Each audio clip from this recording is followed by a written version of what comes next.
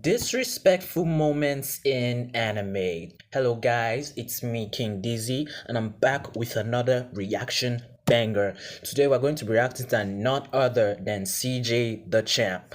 If you 33 chains, ocean now, cruising biz game, hit from the top of God. That's a liability, hit the gas, boosting my ability. Percocet, yeah, Molly Percocet, big fun. Percocet, yeah, Molly Percocet, big fun. Represent, yeah, gotta represent. Gang, gang, chase a chick, yeah, never chase a bitch. Mask on, yeah, fuck the mask on, big fun. Mask on, yeah, fuck the mask on, big fun. Percocet, yeah, Molly Percocet, big fun. Chase a chick, yeah, never chase a bitch. Chase no shit. Photo baby, I drive anything, yeah. Buy my range, yeah, make them go. But anyway, let's get on with the video.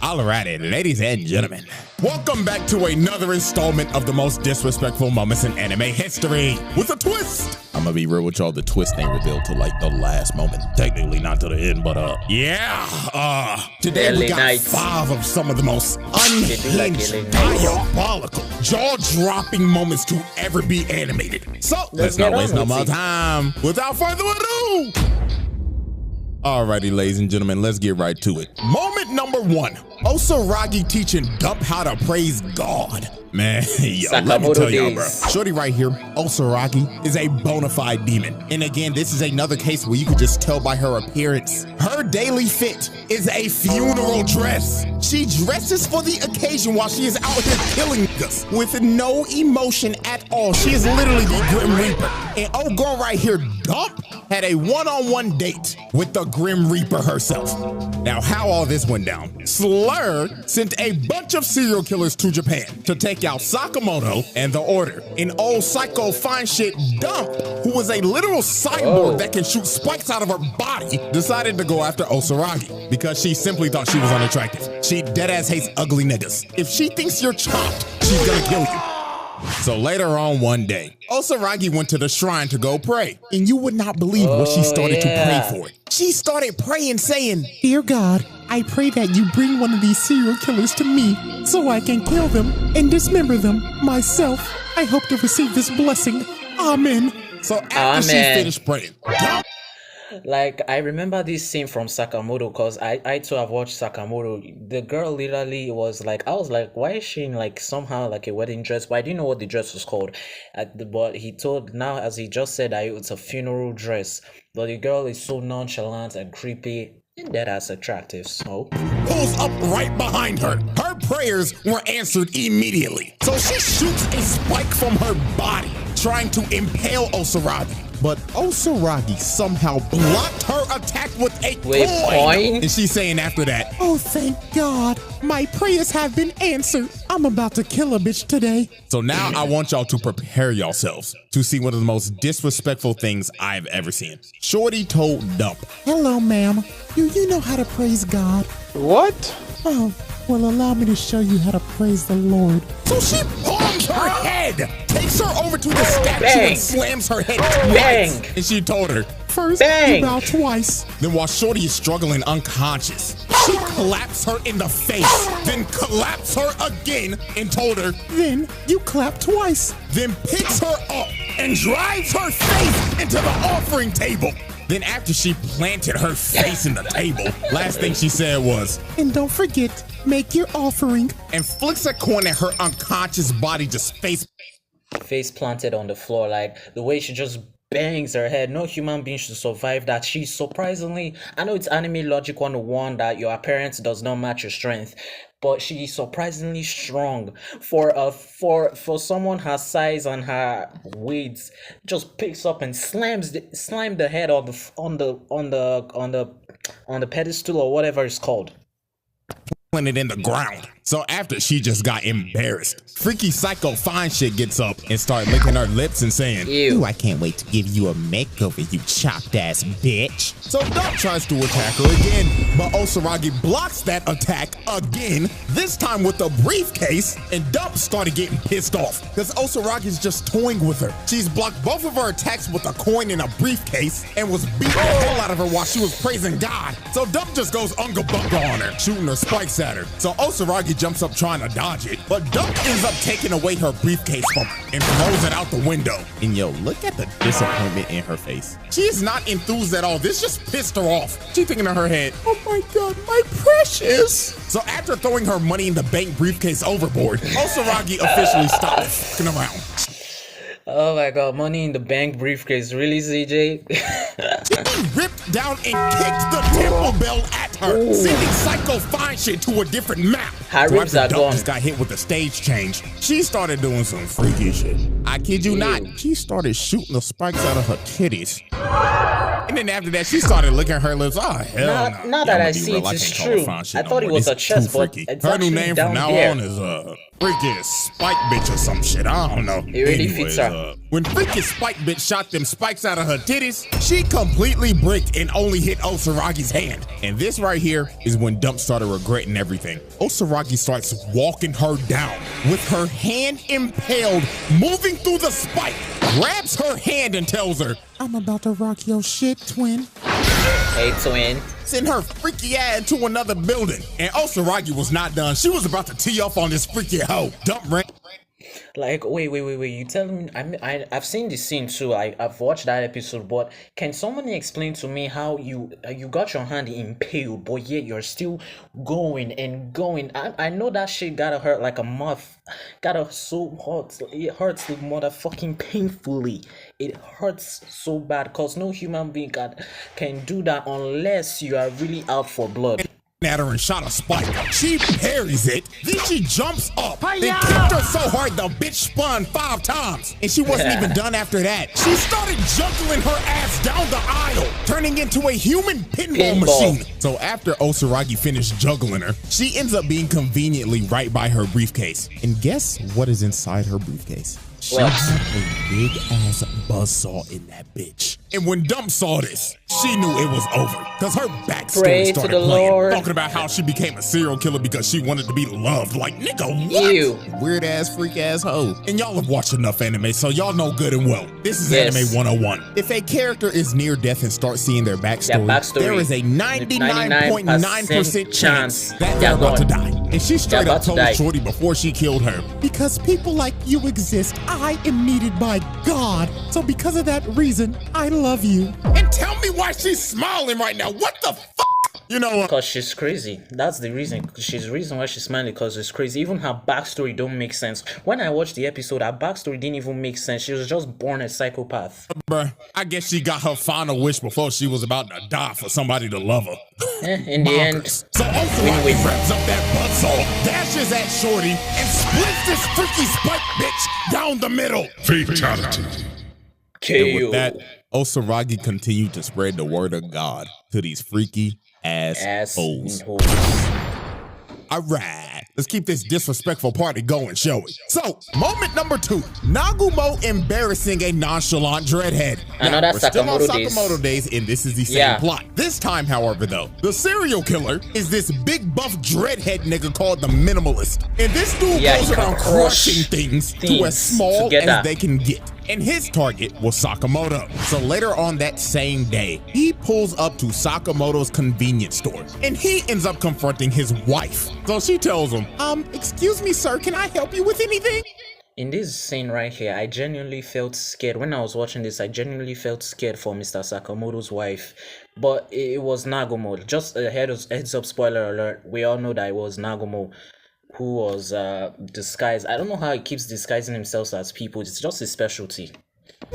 And he tells her, "Hey bitch, where your fat ass husband at?" So to start intimidating her, this man grabs the cash register and starts crushing it into amazing a Titan ball. strength. Then after that, he Just rips reminds me the of disc Titan. in two. So then after he finished his intimidation tactics, he straight up looked at her and told her one more time, "Hey bitch, I'ma ask you one more time. Where is that fat ass nigga Sakamoto?" But Sakamoto's wife was not acting like herself at all. She was weirdly calm this entire situation. And the reason why is because it wasn't her at all. She dislocates his arm and stabs him in the neck. So he ends up falling down. And then she just looks at him and tells him, "Gotcha, nigga." And she turns into Nagumo. This man disguised himself as Sakamoto's wife to just fuck with this dude. And the knife that he stabbed him with was a toy knife. And he was like, "Oh man, you're lucky that wasn't real, bro. Looks like my goofy ass forgot to swap it out for a real one." So the minimalist is pissed off. He like, "Oh hell nah, man, I'ma kill you, nigga." But Nagumo teleports right behind him. And look at this dude's face, man. Just by this frame, you can tell by the face he making. I should have just bought some Newports and left.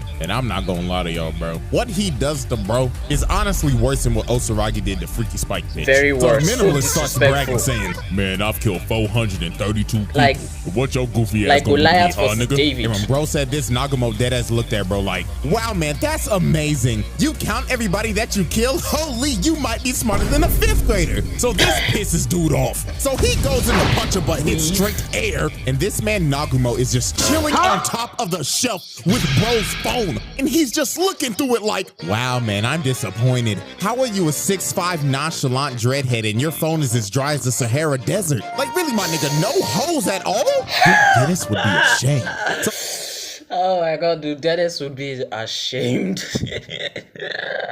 I know it's just CJ's take, but that was very funny as hell, man. This pissed him off. But what sent him over the edge is when Nagumo said, "I wonder what I'll find in your search history." Hey yo, we all know what that sound is. And look how mad this nigga gets. Oh my god. He Looks really like didn't this want man to does see not use search the history. incognito browser for you know what. And he like, "I'ma kill you, nigga." So he starts to chuck metal balls at Nagumo, but bro was just casually dodging every single one. So after this man just tried to hit him for like 5 minutes straight, the entire convenience store is wrecked and Nagumo just disappeared. The bro got impatient and started to look for him. So he opens this cooler, and when he's digging through it trying to look through it, another version of himself pops up and starts choking this man through the glass and rips him through the door. And just It's look at Nagumo. this man. Dude is getting choked out by himself. And Nagumo How turns back disrespectful like, can that be? "Gotcha, nigga." So he throws him across the room and starts opening his briefcase and says, "I'll let you choose how you die." As this man pulls out a weapon with 6 attachments and he tells him, "Pick a number 1 through 6. Pick a number 1 through 6. Nigga, no. Nobody. Imagine being in this situation and they ask you to choose how you want to go out. And that would be terrifying. Just too terrifying, man. I get that he too was a bad guy and assassin, but I cannot imagine being in his shoes and yet getting disrespected all day long. So the minimalist just loses it and tries to crush him. But Nagumo just tells bro, "Oh man, you're no fun. So looks like we're rolling the die." And yo, I'ma tell you, this is one of the nastiest things I've ever seen. He shows his hands and he's like, "Ooh, where did it go?" Inside his mouth. Ended up being in his mouth. So he spat out number 3. So Nagumo grabbed his head with a oversized can opener and cut his head clean off. Fatality. KO. Yeah, man, this is one of the most disrespectful things I've ever seen. From going through One of this the man's quickest phone, and- choking him to death with his own body, doing a magic trick. One of the most quickest and easiest kills ever made in this Sakamoto days, but very fun to watch. I recommend you should check it out. Sakamoto days is very peak. Fight, then killing him with a oversized can opener? Yeah, man, this dude just went out sad. Alrighty, ladies and gentlemen. Moment number 3. Shizuo punching a man out of his fit. Now, y'all, look. If y'all have never seen Do Ra Ra Ra, I'm gonna recommend it to you right now. It's a good watch. Because there's some pretty wild shit that happened in this show. And one of the main culprits of wildness in this show is none other than Shizuo Heiwajima. And what I'm about to show you is a top 10 disrespectful moment of all time. So let's set the stage real quick. The reason why this happened is because of Izaya. Because earlier on this day, this man was in a fight with this goofy ass gangster nigga. And when bro attacked him, Izaya dodged it. But he just didn't dodge it. He also scalped this nigga's head. He gave bro a Damn. spot of doom right in front of the girls he was trying to Oh, impress. right in front so of this the nigga hoes. was quite literally scaring the hoes. So he either has to cut that shit off or restart. Nah. Wait, how can one dodge just... Oh god, my beautiful hair. I have to protect it with all costs. restart or spend thousands of dollars on a hair transplant. Now, I want y'all to remember this dude because he's gonna be back later. So now we fast forward 5 minutes later. So Isaiah is just chilling on the street talking to Mikado. But while this man was just having a conversation, a trash can comes flying and hits Isaiah across the head. And the person who threw that trash can was Shizuo. And bro was not here to goof around. He was ready to fight Isaiah on sight. So when these two were about to just start duking it out in the middle of the street, the nigga with the bald spot pulls back up and he brings a bunch of goons with him. So they start surrounding Isaiah and Shizuo. And old boy started telling Isaiah, "Hey, you punk pussy dumb bitch. We about to you up for f***ing up my hairline from earlier, nigga. Yeah, you don't with the dollars and get away with it, nigga." But when they had them surrounded, they ended up realizing that they had Shizuo surrounded as well. And dude's name is feared throughout these streets. So these niggas were shook. So this is when the wildness happens. I'm guessing he's the equivalent of King Von. Boy in this blue hat was so scared his fight or flight senses took over. So his body started moving on his own and he runs up and smacks Shizuo across the head. So after he smacked bro upside the head, the dollars is like, hold on, twin, he might not be as strong as they say. But then this man started screaming. Raging out. Bro started telling old boy in this hat, "You aimed for my head. You have to know a blow like that can kill a nigga, right? And this means you were intentionally trying to kill me, right? So whatever happens next is what you deserve, right?" And look at this stare. Bro stared into this man's soul. And old boy knew his life as he knew it was over. Damn, watch this man! Sends bro flying out of his clothes and knocked out cold. Oh shit, damn. I laugh in all different languages, mostly Italian. I laugh in Italia. What the hell was that? I think I should go and watch it because I need to see that thing for myself. You punched a person, all the clothes went flying off. Oh god, that's so funny. He can never ever show his face again. Holy Jesus, man. This might be one of the most devastating punches of all time. Like, let's look back at this again. This dude really just got punched out of his clothes and sent flying across the block. This is the most embarrassing thing I've ever seen. Like, y'all realize this nigga can't ever show his face in public ever again, right? Because he gonna be walking down the street one day and they gonna be like, "Oh my god, you're the guy that went viral on Twitter for getting punched out of his clothes and was wearing some tight-ass tidy whities."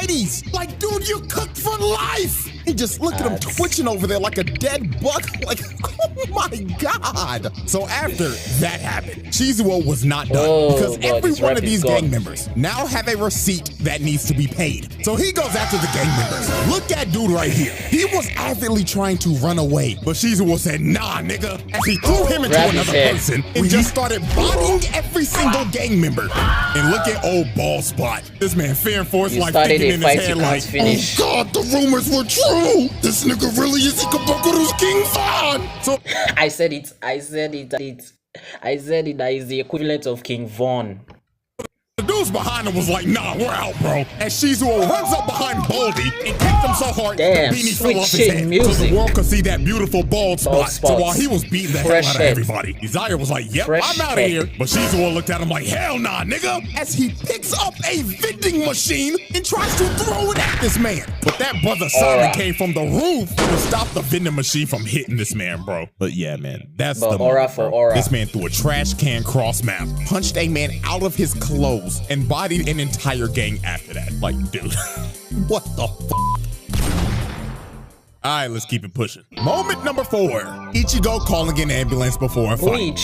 Yep, we're finally doing this moment. Now, this is quick, but this moment is an absolute classic. So these dudes were bullying Chad. And I don't know why, but out of all the people you chose to bully, you chose a guy named Chad. You chose to bully a buff-ass 6'5" Latino nigga that looked like he pushing 30, but he's 16? Yeah, these dudes deserve every amount of ass whooping that they got, because this is just idiotic. So earlier on in the day, our boy Chad was just walking and chilling, listening to to music, minding his own business. Now these two idiots decided to sneak chat with this big ass rock. Like, dude, you know you can kill a person with this size of a rock, right? Like, these dudes was trying to catch a case. So he cuts behind Chad and hits him across. Was trying to smash his head. Later on that day, Chad wakes up surrounded by a bunch of bullies, and in front of him is this ugly ass. Like, if you looked up the definition of chopped, bro will be the first person that pops up on Google Images. Cause Jesus, man. So old Chop dude decides to rip off Chad's amulet, and before he was about to break it, he said, "You know who else is chopped? My man." This man. Nice Muscle Man reference from regular show. I get it. You know who else is this? You know who else does that? My mom. Ichigo really out of nowhere and hit a kick. drive-by on this chopped ass nigga and rode him like a skateboard. So after Ichigo laid bro out, he starts picking bro's pockets and takes his phone. So old chop dude is like, "Wait, I didn't get to finish my joke. Do you want to know who else is chopped?" Shut up. Curb stomp his ass. So after Ichigo stomps bro's face in, this man calls 119, aka 911 for us. So the dude pick up on the phone like, "This is 911. What is your emergency?" I need an ambulance. You know what? Matter of fact, 1, 2, 3, 4, 5. Yeah, 5. So this man drops the phone and starts. I haven't seen this scene in Bleach, but tell me this is not true. Like, he called an ambulance right before he fight because he knew he was going to win. Do you know how much confidence you have to have for you to just immediately before you start something? You've already planned it out. Beating the hell out of all the bullies. This man just took on a 1v5 and called 5 ambulances pre-ass whooping. Like, do you know how much confidence you have to call 5 ambulances in advance? This is just wicked work, and he beat their ass. He actually won. Down. Bro actually pulled off that legendary meme. Call an ambulance! Call an ambulance! But not for me. Call an ambulance, but not for me. Bang! Alrighty, ladies and gentlemen, we have reached our final moment. And the twist of this video. Moment number 5. Kuvira proving Korra is washed. Avatar. Yep. Last moment ain't anime at all. Yeah, it resembles it though. But anyways, so Korra ends up confronting Kuvira. Because Kuvira's trying to take over Zaofu so she can unite the Earth Kingdom under her tyrannical rule. Now this is Korra's first fight back after Zahir put her on a wheelchair for 3 years. And I ain't gonna lie to y'all, Zahir trial will happen one day. Because that was cold as hell. But anyways, Korra decided to fight Kuvira so she wouldn't take over Zaofu. So Kuvira was like, fine. My soldiers, I am giving you all a front row seat to show you all that the Avatar is washed. Her sorry ass could never live up to the legacy of Avatar Aang. So let me show you why she's the worst Avatar of all time. And man, Korra did not beat the allegations this fight, because this was just brutal. So Korra starts it off with fire. Wait. I know she lost, but can you explain to me how you are the Avatar? You have 4. How many elements are they again? Earth, water, fire. Earth, water, air, fire. 4 elements.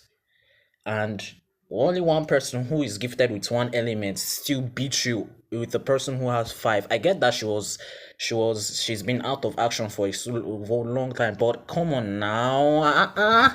Haba. Kuvira is weaving every attack. And then look at this, man. Kuvira gets inside, hits her with the earth bending combo. Then she hits her with the metal bending, then flips her ass and throws her on the ground. And while all the soldiers are cheering, look at Kuvira feeling herself. She's just emoting like Ali, like, yeah, I knew your ass was washed. So then here go the next sequence. Korra tries to use air bending now, but she dodges it, ducks the fire and hits her with the hell sweep, and hits her with another shot for good measure. And man, I ain't gonna lie to y'all, bro, we gotta find Kuvira's actual birth certificate. Cause no way she was born in the Earth Kingdom. She had to be born in the Weave Nation. Cause dog, look at this. Korra is using every single element, but she can't land shit. While Kuvira's just mobbing and weaving. And then look at this. Kuvira takes out Korra's leg, blindfolds her, then hits her so hard she goes flying. And I mean, bro, it just gets worse from here. She just Cora fans, they just put a bag over your head. The shame too much. Shame is too much for them to even defend her. trying to do aerial attacks, but Kuvira hit her with an anti-air, knocking her on her ass again. And then here come Cora again. She tries to hit her with another two-piece. Failed. Then Kuvira hits her with metal again and lifts her up and throws her down.